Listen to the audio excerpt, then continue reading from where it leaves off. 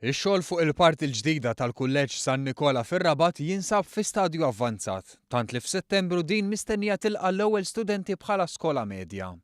Fil-fatt il-binja se tkun qed tifforma parti minn kumpless sħiħ li l-parti l-oħra tiegħu ġiet rinnovata skont l-ogħla standards.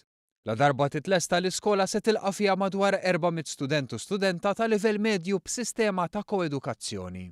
Dan ifisser li wara l-primarja li studenti ta' Ħaddingli, ir-Rabat, l-Imtarfa, Ħattart, l-Imġar u l-Baħrija jibqgħu flimkien bħala subin u bniet u jmorru fil-Kulleġġ San Nikola tar-Rabat għall-ewwel sentejn tal-livell sekondarju.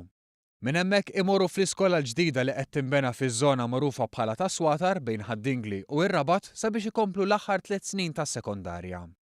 Waqt li żar ix-xogħlijiet fir-Rabat il-Ministru Evarist Bartolo fisser kif dan kollu huwa frott il-politika tal-Gvern għall-Edukazzjoni.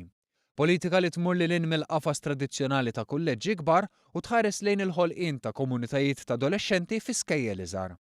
Apparti dik fir-Rabat bħalissa għaddej ix-xogħol fuq 27 proġetti ieħor ilkoll marbuta mal-edukazzjoni b'investiment li laħaq 43 miljun euro.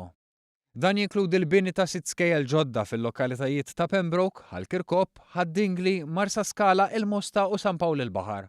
Fl-istess waqt qed isir xogħol ta' rinnovar u kostruzzjoni ta' faċilitajiet sportivi f'bosta skejjel oħra flimkien ma' diversi ċentri għaż-żgħażagħ.